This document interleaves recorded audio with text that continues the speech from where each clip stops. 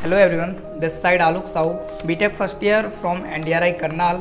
And अगर आप हमारे चैनल पर नए हैं तो प्लीज़ चैनल को सब्सक्राइब कर लीजिएगा ताकि आपको आगे भी ऐसे ही इन्फॉर्मेटिव वीडियोस मिलती रहे। तो अगर मैं बताऊं आज की हमारी वीडियो का कम्प्लीटली मोटो आईसीआर में आपका क्या स्कोप होगा, या मैं बात करूं कि बीएससी एग्रीकल्चर में स्कोप है या नहीं, उसी के बारे में आज हम चर्चा करेंगे। तो आज की हमारी कम्प्लीटली वीडियो जो होगी वो होगी स्कोप इन बीएससी एग्रीकल्चर।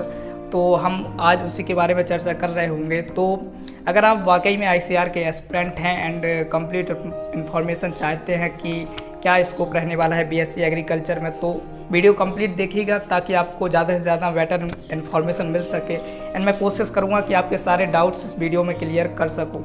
अगर बाय चांस आपके सारे डाउट्स क्लियर नहीं होते हैं तो आप नीचे कमेंट्स कर सकते हैं। मैं कोशिश करता हूँ कि हर कमेंट्स का रिप्लाई दूँ। तो बिना देरी के वीडियो शुरू करते हैं। तो जैसे कि मैंने अपने पहले ही बता दिया है कि आज की वीडियो में हम कम्प्लीटली डिस्कस कर रहे होंगे कि बीएससी एग्रीकल्चर में आपका क्या स्कोप रहने वाला है। तो ऐसे ही मैंने काफ़ी जगह से जानकारी जुटा के कुछ 10 से 11 चीज़ें इकट्ठी की हैं कि आपके पास कितने कितने ऑप्शंस हो सकते हैं अगर आप एक बीएससी एग्रीकल्चर के स्टूडेंट हैं। तो अगर आप आईसीआर के एस्पिरेंट हैं तो सबसे पहले आपको आईसीआर के बारे में कंप्लीट इन्फॉर्मेशन होनी चाहिए। तो उसके ऊपर भी मैंने एक वीडियो बना रखी है, तो अगर आपने वो वीडियो नहीं देखी तो आप देख सकते हैं, जिसमें मैंने कंप्लीट इन्फॉर्मेशन डिस्कस की है आईसीआर के बारे में। तो मैं नीचे लिंक दे दूंगा, आप वहां से जाकर भी वीडियो देख सकते हैं। एंड अगर हम अब बात करते हैं अपने टॉपिक पर, तो अगर आप आईसीआर से बीएससी एग्रीकल्चर करते हैं तो शायद आपके पास बहुत सारे ऑप्शंस होते हैं कि आप किस किस फील्ड में जा सकते हो। तो मैं हमेशा यही कहता हूं कि आप प्राइवेट से कोशिश कीजिए कि आप प्राइवेट से बीएससी एग्रीकल्चर मत करें, क्योंकि उसके पीछे भी कई सारी कंडीशंस हैं जो मैंने अपनी पुरानी वीडियो में बता रखी है। अगर आपको वो सारी कंडीशंस जाननी है तो वो भी देख सकते हैं आप, क्योंकि प्राइवेट में एक्चुअली में आईसीआर की एक कंडीशन है कि मतलब आप आईसीआर पीजी के लिए एलिजिबल नहीं होते हैं अगर आप बीएससी एग्रीकल्चर है जो प्राइवेट से कर रहे होते हैं। तो मैं आपको सजेशन दूंगा कि आप कोशिश कीजिए कि बीएससी एग्रीकल्चर आईसीआर से एफिलिएटेड कॉलेज से ही मतलब बीएससी डिग्री करें एग्रीकल्चर से, और प्राइवेट से कोशिश कीजिए कि प्राइवेट से ना करें। तो शायद आपके पास कई सारे ऑप्शंस खुलने के चांसेस ज़्यादा रहते हैं। तो सबसे पहला तो ये है कि अगर आप आईसीआर के किसी भी टॉप कॉलेज में हैं, कम से कम आईसीआर में टोटल 60 कॉलेज हैं, उनमें से बेस्ट 40 मान सकते हैं। अगर आप टॉप 40 के अंडर आप किसी भी कॉलेज में बीएससी एग्रीकल्चर से डिग्री कर रहे हैं तो मानिए कि आपका कैंपस प्लेसमेंट होना ही होना है। बाकी डिपेंड करता है आपके कॉलेज के नाम पर, कॉलेज की वैल्यू कितनी है आईसीआर में भी।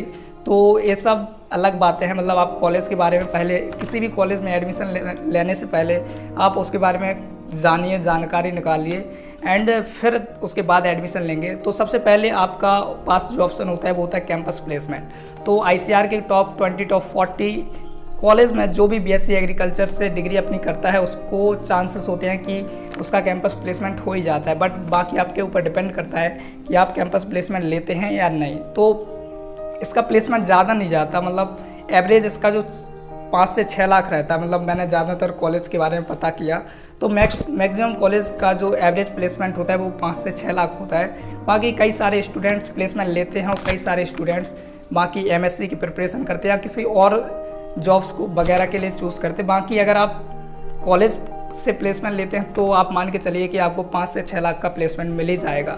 बाकी फिर वही बात कि आपका कॉलेज नाम बहुत मैटर करता है। चाहे आप आईसीआर में देख लीजिए, चाहे जेई में देख लीजिए, या नीट का तो नहीं कह सकते, बाकी जेई और आईसीआर का मैं कह सकता हूँ कि आपका जो जॉब है, प्लेसमेंट है, ये सब चीज़ें आपके कॉलेज के नाम पर डिपेंड करती है। जितना अच्छा नाम होगा उतनी ही अच्छी प्लेसमेंट होगी। तो आप इसको दिमाग में बैठा लीजिए कि जब भी आप काउंसलिंग करने जाएं तो कॉलेज के बारे में सारी जानकारी आपको होनी चाहिए। तो मैं कोशिश करूँगा कि कॉलेज पर भी वीडियोज़ बनाऊँ जिससे आपकी काफ़ी हेल्प हो सके।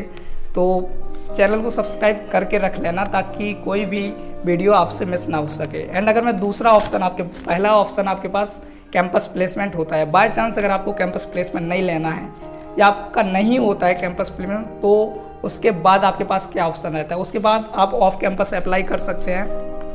तो अभी आपने न्यूज़ सुनी होगी कि आईसीआर में एक सीनियर लड़की थी, उसको एग्रीकल्चर से 1 करोड़ का प्लेसमेंट मिला है और उसने ऑफ कैंपस अप्लाई किया था।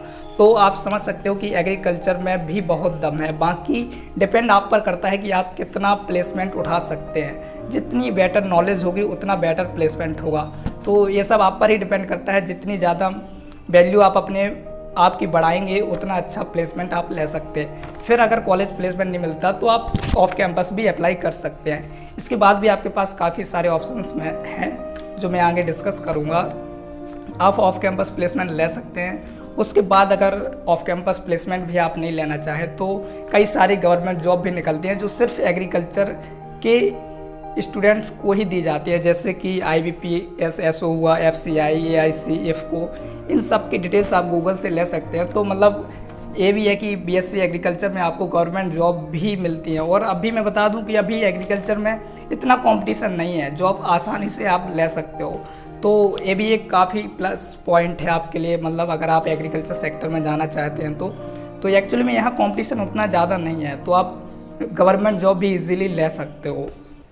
बाकी अगर आपको अभी BSc के बाद भी आगे पढ़ाई करना चाहते हैं तो आप MSc कर सकते हैं। यहाँ BSc के बाद आपकी MSc में और ज़्यादा वैल्यू बढ़ जाती है एंड आपके प्लेसमेंट लगने के चांसेस और ज़्यादा हो जाते हैं। अगर आपका अभी 6 लाख लग रहा होता है तो MSc के बाद आपकी वैल्यू और बढ़ जाती है, 9-10 लाख भी आप जा सकते हैं। बाकी डिपेंड करता है आपका कॉलेज कौन सा है। उसके बाद अगर आप MSc कर लेते हैं तो एक बात और है कि आपको ICAR खुद स्कॉलरशिप देता है। तो अगर MSc आप JRF से करते हैं, ऐसा कुछ होता है, तो अगर आप JRF से करते हैं तो आपको स्कॉलरशिप काफ़ी अच्छी खासी दी जाती है।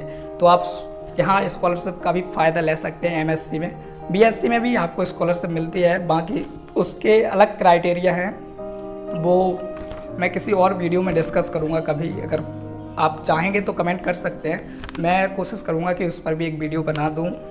बाकी आप MSc करके भी टीचिंग सेक्टर में जा सकते हो। ये भी एक काफ़ी अच्छा ऑप्शन है एग्रीकल्चर वालों के लिए, क्योंकि एग्रीकल्चर में टीचर भी तो एग्रीकल्चर वाला ही चाहिए ना। तो इसमें भी काफ़ी कम कंपटीशन है टीचिंग लाइन में भी। तो आप MSc के साथ साथ टीचिंग लाइन में भी जा सकते हो। तो ये भी काफ़ी अच्छा ऑप्शन है, आप इसमें भी देख सकते हो अगर आपकी पसंद टीचिंग है तो। बाकी बैंकिंग सेक्टर में भी एग्रीकल्चर के लिए एक अलग से ही पोर्शन होता है, मतलब कि वहाँ सिर्फ एग्रीकल्चर वाले स्टूडेंट ही जॉब कर सकते हैं। तो बैंकिंग सेक्टर भी आपके लिए एक अच्छा उभरता हुआ सेक्टर है, जिसमें एग्रीकल्चर वाले स्टूडेंट्स के लिए काफ़ी वैकेंसीज निकलती है।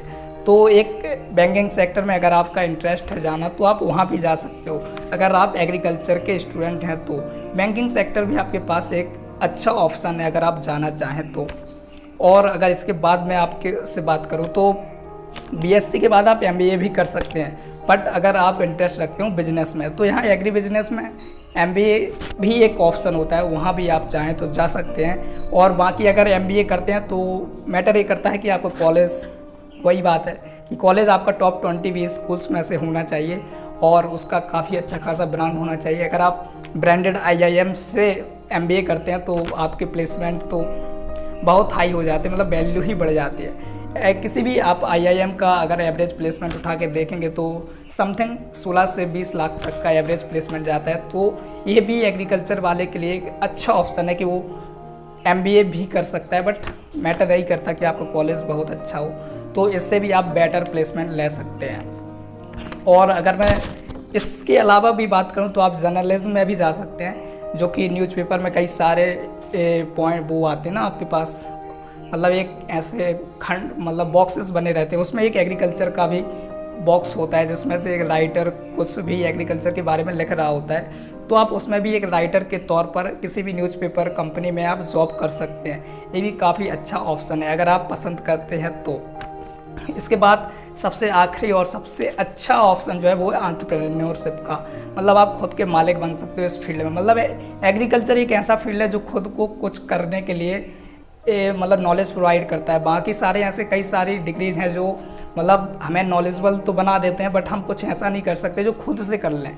एग्रीकल्चर एक ऐसा सेक्टर है, अगर आपको किसी के नौकर बनना पसंद नहीं है, बाय चांस आपको किसी के अंडर में काम करना पसंद नहीं है, तो आप एग्रीकल्चर सेक्टर में खुद के भी मालिक बन सकते हो। अब वो आप पर डिपेंड करता है कि आप कितने सक्षम हैं उस चीज़ के लिए।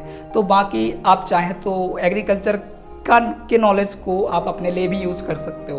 बाकी आप कई सारे फॉर्म वगैरह खोल सकते हो, ऑर्गेनिक खेती कर सकते हो। मतलब एंटरप्रेन्योरशिप में ऐसा है कि आप खुद के लिए एग्रीकल्चर में कोई भी एक एरिया पकड़िए और उसमें काम करना शुरू कर दीजिए। 2-3 साल में आपको ग्रो अपने आप देखने लगेगी। तो ये भी एक सबसे बेस्ट ऑप्शन है अगर आप एग्रीकल्चर में चाहें तो।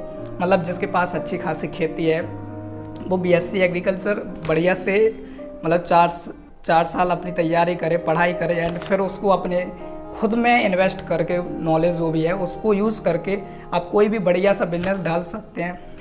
तो इतने सारे ऑप्शंस मैंने आप इस वीडियो में डिस्कस किए, तो आप समझ सकते हैं कि एग्रीकल्चर एक उभरता हुआ सेक्टर है। वैसे भी आपको पता है एंड कंपटीशन बहुत कम है। तो अगर आपको डाउट है कि एग्रीकल्चर में स्कोप है या नहीं, तो मैं इसकी गारंटी दे सकता हूँ कि भाई अगर आप नीट वगैरह एग्ज़ाम में जाना नहीं चाहते तो ICAR आपके लिए एक बहुत अच्छा ऑप्शन है। आप यहाँ आइए और BSc एग्रीकल्चर में बिल्कुल डिग्री कीजिए। स्कोप की आपको प्रॉब्लम नहीं जाएगी क्योंकि यहाँ कंपटीशन उतना ज़्यादा नहीं है एंड मांग एग्रीकल्चर की बहुत ज़्यादा है। एग्रीकल्चर एक ऐसा सेक्टर है जिसने GDP में अभी भी पॉजिटिव आउटपुट दिया है। मतलब सारे नेगेटिव में जा रहे थे बट हमारा एग्रीकल्चर सेक्टर एक ऐसा था जो गिरा नहीं। तो मतलब आप समझ सकते हो कि एग्रीकल्चर सेक्टर एक उभरता हुआ सेक्टर है जो आप हमेशा बढ़ेगा। एग्रीकल्चर एक ऐसी फील्ड है जो कभी नीचे नहीं गिर सकती। तो आप समझ सकते हैं कि एक बेटर ऑप्शन है एंड दैट्स ऑल। मैंने कोशिश की आपको सारी इन्फॉर्मेशन इस वीडियो में मैं कलेक्ट कर पाया हूँगा। कोशिश मेरी यही रही होगी कि आपके सारे डाउट्स क्लियर हो गए होंगे। बट बाय चांस अगर आपको कोई डाउट अभी भी आता है तो आप नीचे कमेंट कर सकते हैं एंड मैं गारंटी देता हूँ कि उसका रिप्लाई ज़रूर करूँगा। एंड अगर आपको मेरी ये वीडियो पसंद आई हो तो कोशिश करना आप लाइक ज़रूर कर दें। मैं अपनी वीडियो का आज का लाइक का जो टारगेट रखता हूँ 50+ तो आप करवा ही देंगे। तो अगर बाई चांस थोड़ी सी भी अच्छी वीडियो लगी तो कोशिश करना कि लाइक ज़रूर कर देना एंड आगे भी ऐसे ही इन्फॉर्मेटिव वीडियो देखने के लिए चैनल को सब्सक्राइब ज़रूर कर देना, जिससे कि हमें भी बहुत अच्छा लगता है। मतलब एक मोटिवेशन मिलता है कि हाँ यार आगे भी ऐसी वीडियो बनानी चाहिए जो आपके लिए भी हेल्पफुल और हमारे लिए एक मोटिवेशन का काम करता है। तो बस यही था आज की वीडियो में and that's all. Thank you.